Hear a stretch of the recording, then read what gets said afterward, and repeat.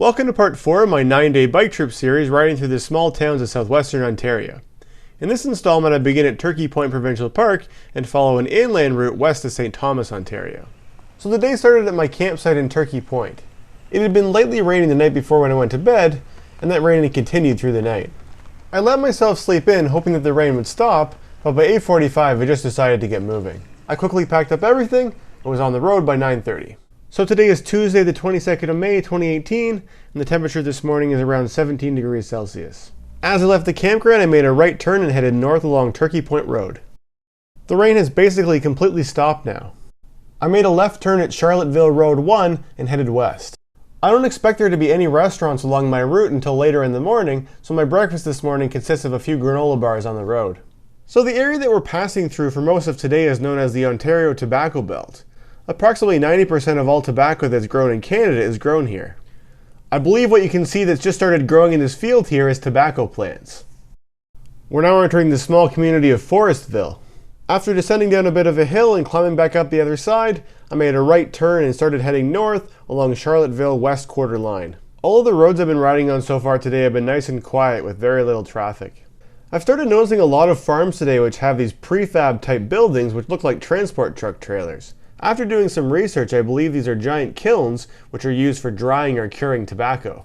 So coming inland from Lake Erie, I'd been expecting that what I'd be passing through today would be mostly farmland, especially given that we're now in tobacco country. But what I had not anticipated was that there are actually quite a lot of thick forests in this region as well. The county that I'm in now is called Norfolk County, and according to their website about 25% of the county is in forest cover, which is the highest of anywhere in southwestern Ontario. I'm not sure what type of crop this farm is growing. It seems to be some kind of vine plant, but it looks significantly different than the vineyards I saw in the Niagara region on day 1 of the trip. This field has a big black mesh covering over it, which provides shade, and I believe the crop growing here is ginseng. I guess as the demand for tobacco has gone down over the years, the farmers in this region have branched out into growing other types of crops. I'm really enjoying the scenery along this road because it's rapidly changing. There will be these long stretches of forest, and then all of a sudden you'll be out in the open and there'll be farmland again. The community I'm passing through now is called Pine Grove. I recognize the name of the company which operates this facility here because the same company has their name on all the prefab tobacco kilns that I've been seeing along the way. Based on their website, it looks like they specialize in greenhouse manufacturing and they no longer produce tobacco kilns, which I guess is a testament to the tobacco industry being in decline.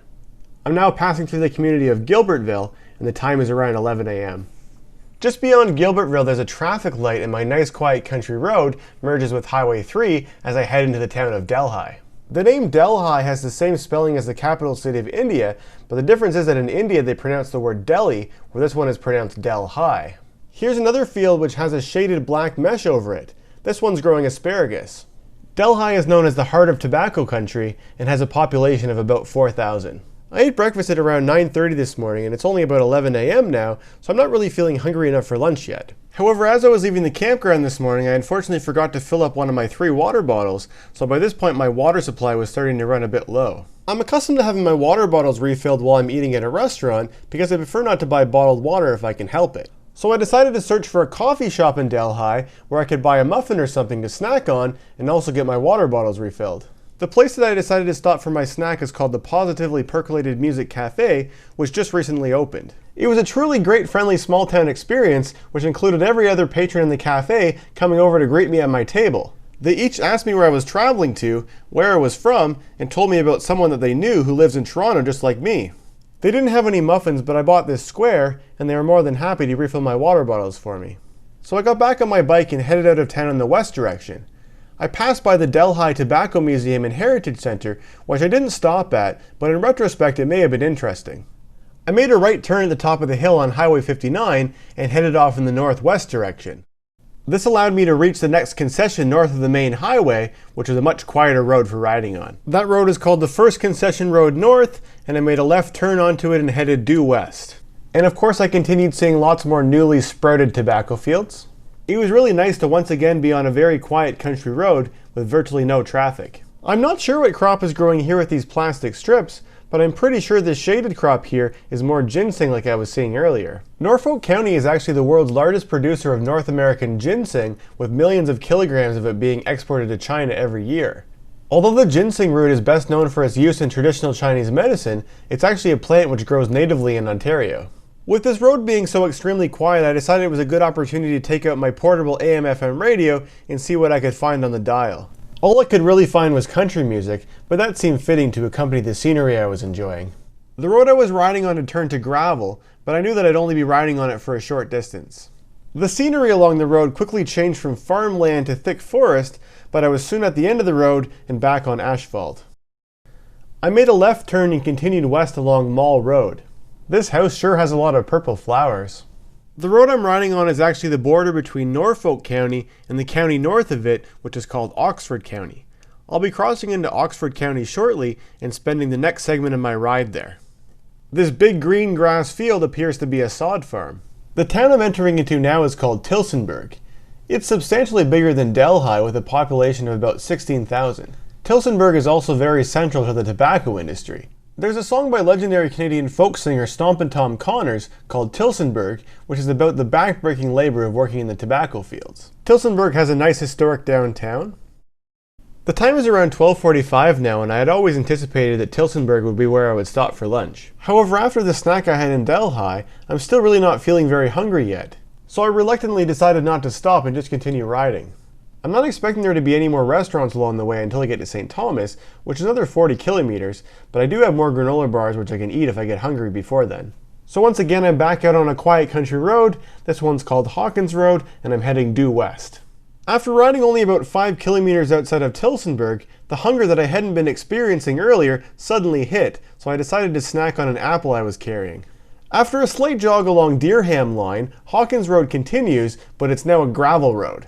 Just like before, I knew that this gravel wouldn't last for very long because the route that I had planned in advance included very minimal amounts of unpaved roads. The temperature is now warmed up to about 19 degrees Celsius, but it's still quite cloudy, and I haven't been wearing my sunglasses for most of the day.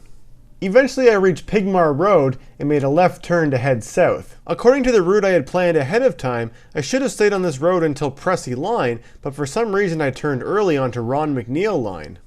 I've now left Oxford County and entered into Elgin County. The township I'm in is called Malahide, Ontario. After realizing that I had made my wrong turn, I took a left onto Walker Road, thinking that it would help get me back onto the course that I had originally planned. After consulting my map, though, I realized that I was actually very close to the town of Springfield, which I discovered I could reroute my trip through, which would hopefully include a restaurant where I could stop. By this point, I had decided that eating granola bars for both breakfast and lunch was probably not a very good idea. Hey look, it's the Springfield Quickie Mart, Mini Mart. I spotted this brick building which said restaurant on it, but it didn't seem to be an operating restaurant. Eventually I spotted Cravings Family Restaurant, which seemed to be the only restaurant in town which was open. I ordered the chicken Caesar salad and asked for a glass of water. The salad was delicious, but the water had a very strong odory taste. I'm sure the water was still perfectly safe to drink, but needless to say this was one of the rare occasions when I stopped in a restaurant and did not ask to have my water bottles refilled. After lunch I got back on my bike and headed west along Ron McNeil Line. It's a fairly busy road, so I took the first available left, which was Hacienda Road, and then shortly after made a right turn onto College Line, which got me heading back in the west direction again. College Line's an example of a beautifully quiet country road that's truly a pleasure to ride on.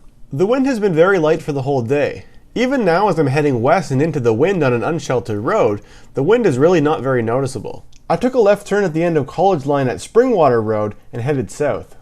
I briefly passed through the small community of Kingsmill, then made a right turn onto Edgeware Line where I continued riding west. This road has lots more peaceful agricultural scenery and a few dips into some valleys. The time is around 3:45 and I'm starting to get close to the city of St. Thomas. Eventually I reached Highbury Avenue South and made a left turn. This is quite a busy road with a lot of vehicles traveling in both directions, but I know I'll only be riding on it for a short distance. So I've now entered into the city of St. Thomas. As you can see, the northern part of the city is mostly industrial. But thankfully now I've found a bike lane to ride in. As the sun is finally starting to poke through the clouds, I'm heading towards Dalewood Road, which should hopefully take me towards my campground. Uh-oh, it looks like the segment of Dalewood Road that I need to ride along is closed. Since a detour would have added a significant amount of distance to my ride, I decided to investigate down to the bottom of the hill. The reason that the road's closed is because of this wooden bridge at the bottom of the hill, but thankfully they've left big enough gaps so that pedestrians and cyclists can still get across. The water body that I'm crossing is called the Dellwood Reservoir. After climbing up a fair bit of a hill, I had arrived at Dalewood Conservation Area, my campground for the night. The time was around 4:15 and the gatehouse was open, so I went in and bought a campsite permit for the night. Dalewood is a very different type of campground than the places where I've stayed the last few nights. The majority of the campsites are seasonal and they're occupied permanently by the same trailers. So this is my campsite for the night. I quickly unpacked my bike and pitched my tent. Dalewood Conservation Area does have a pool, but unfortunately they haven't opened it yet for this season, so I'm not able to end my day of riding with a swim today. So instead I got back on my bike and headed off to explore the city of St. Thomas. I exited the park and retraced my route along Dalewood Road. However, once I reached the section of closed roadway, I decided to turn right onto a road called Water Tower Line. I can't figure out why they gave the road that name. This detour makes my route into St. Thomas quite a bit longer, but at least it gives me the chance to see more of this city. Much like virtually every other place I've visited on this 9-day bike trip, this is the first time in my life I've ever been here. St. Thomas has a population of a little less than 40,000 and it's nicknamed the Railway City. Historically, St. Thomas was an important railway junction with a total of 26 different railways passing through it over the years. Part of the significance of St. Thomas to me, however, is that it's the original backdrop of One Pug Life, a YouTube channel which I've been watching for many years. For those of you who are familiar with One Pug Life, you may recognize the gray building on the left as Nelson's shop. After losing all my altitude back there, I've got a fair bit of a climb now. This here is the former home of One Pug Life, before he moved to Inwood, Ontario. The garage in the back is where many of the early videos were filmed.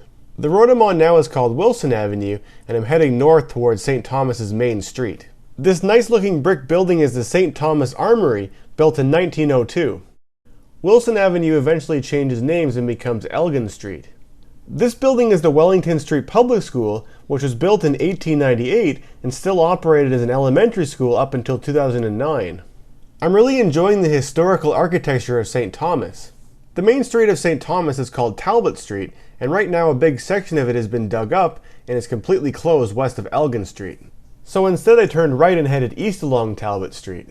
St. Thomas will be the largest city I'll be passing through for the next several days, so I want to take this opportunity to go to a store where I can buy an extra memory card for my camera so I'll have enough disk space to continue filming videos for the rest of my trip.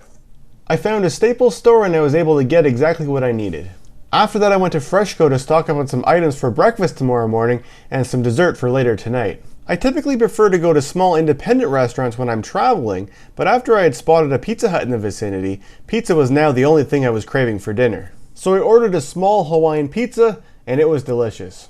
After dinner I got back on my bike and took the most direct route back to my campground. This included once again taking the closed bridge on Dalewood Road. I arrived back at around 9 p.m. and it was already fairly dark. I had a quick shower, got ready for bed, and settled into my sleeping bag for the night. Today I traveled a total of 115 kilometers, including my exploration of St. Thomas this evening.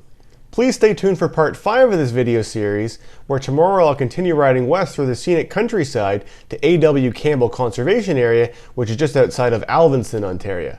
I'll be passing through the communities of Dutton and Glencoe, but also stopping off in Inwood, Ontario, which is the current home of One Pug Life. I hope you enjoyed joining me on this journey. Please leave a comment below and let me know what you thought, and thanks for watching.